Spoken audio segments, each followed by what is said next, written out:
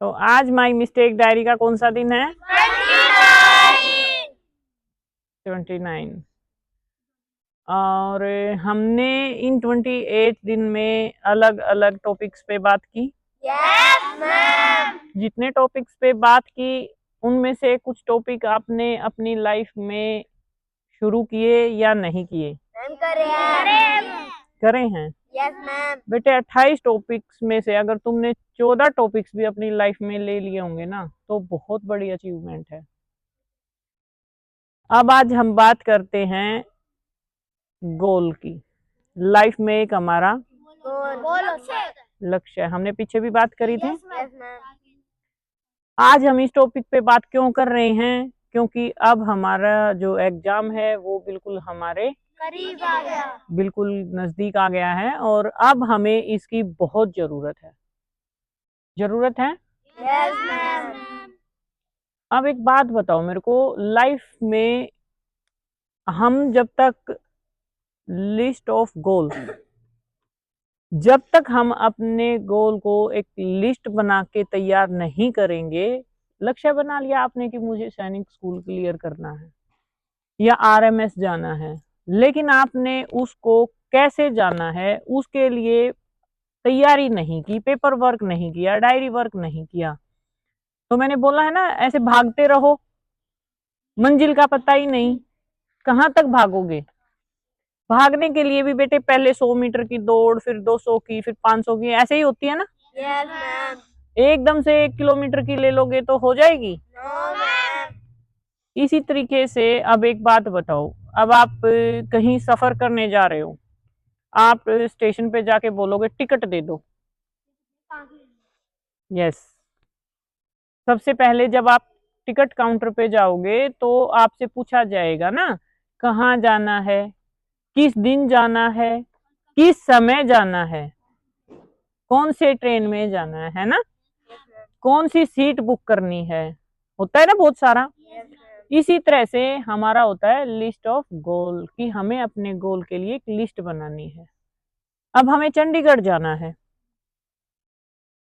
है, लेकिन वही क्वेश्चन फिर आता है ना, किस दिन जाना है, किस समय जाना है, किस व्हीकल से जाना है, कैसे जाना है, ये सारा होता है ना। तो ऐसे ही हमारा गोल है बेटे, उस पे पहुंचने के लिए हमने किस दिन तक वो चीजें क्लियर करनी है, कैसे करनी है और कैसे हमने अपने समय की मैनेजमेंट करनी है।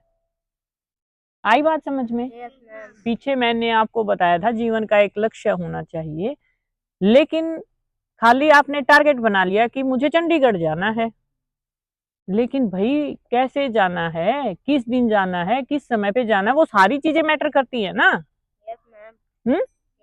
ऐसे ही अब हमारा सैनिक और मिलिट्री का एग्जाम आया हुआ है, आपने ये तो माइंड सेट कर लिया कि हमने अपना पेपर की तैयारी करनी है, लेकिन कैसे करनी है, किसकी गाइडलाइन में करनी है और हमने किस दिन तक क्या क्या करना है। मैंने बताया था ना पहले भी कि जब तक हम अपने टारगेट को पेपर पे नहीं उतारेंगे, अपना शेड्यूल नहीं बनाएंगे, टाइम टेबल नहीं बनाएंगे, तो बेटे हम बहुत ज्यादा मेहनत करके भी उतना नहीं पा पाएंगे, है ना। बहुत ज्यादा मेहनत करके भी हम उतना नहीं अचीव कर पाएंगे, है ना। लेकिन अगर हम पेपर वर्क करते हैं, अपना टारगेट निश्चित करते हैं, जैसे कि अभी देखो हमारे इसमें मिलिट्री एग्जाम में कितने दिन रह गए हैं? 12, 10 ही मान के चलो, 2 दिन पहले फ्री कर देंगे। अच्छा, तो अब बेटे आज संडे है और आई थिंक आपका जो टेस्ट सॉल्यूशन होना है वो 2 बजे के बाद होना है। तो सबसे पहले आप इन 12 दिनों को सेट करो, आप कौन से सब्जेक्ट में वीक हैं, कौन सा आपका टॉपिक पीछे रह रहा है, किस पे आपने ज्यादा मेहनत करनी है, ठीक है। उसको लिस्ट ऑफ गोल बनाओ कि मुझे ये 7 दिसंबर का मेरा एग्जाम है और 7 दिसंबर से पहले मेरी ये चीजें क्लियर हैं, चाहे वो मैथ है, रीजनिंग है, जीके है, इंग्लिश है, ये चीजें मेरी क्लियर नहीं है, तो अब जो रह गया है हमने क्या करना है? पेपर वर्क करना है सबसे पहले।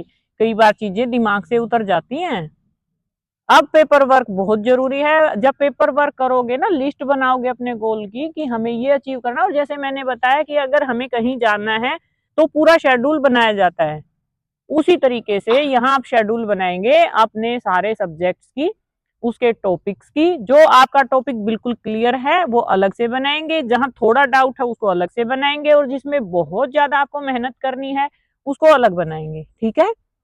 और आपके टीचर्स की टीम तो मुझे कहने की जरूरत है ही नहीं, वो तो आपसे भी ज्यादा मेहनत कर रहे हैं।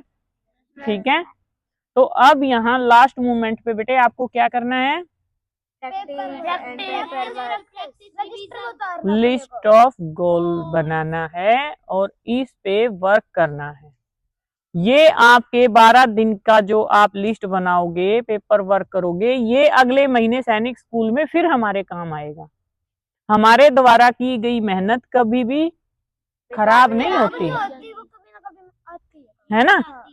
तो जो आज बनाओगे वो हमारा जो सेकंड एग्जाम है सैनिक स्कूल का, उसमें भी काम आने वाली है। ठीक है, बताया था ना मैंने। लेकिन बार बार आप लोगों के बीच में आके ये चीजें आपको रिमाइंड कराने का हमारा मकसद यही होता है। वैसे तो आप बहुत समझदार हो चुके हो, अपनी सारी चीजें मैनेज भी कर रहे हो, लेकिन हमारा बीच बीच में आके आप लोगों को रिमाइंड कराने का मकसद यही होता है। और जो हमारा 31st डे का टारगेट था, कल का ही दिन रह गया बीच में, और 31वें दिन हम उसको थोड़ा सेलिब्रेट करेंगे, क्योंकि हमारा एक टारगेट पूरा होगा। और मेरे सभी बच्चों ने 31 के 31 दिन डायरी को फॉलो किया, लिखा, और बहुत सारी अपनी गलतियों को सुधारा भी है ना। ये मैंने पीछे जितने भी दिन भी दिए उसकी बजाय इन 31 दिनों में ज्यादा गलतियां सुधरी ना। मैं गलत तो नहीं बोल रही?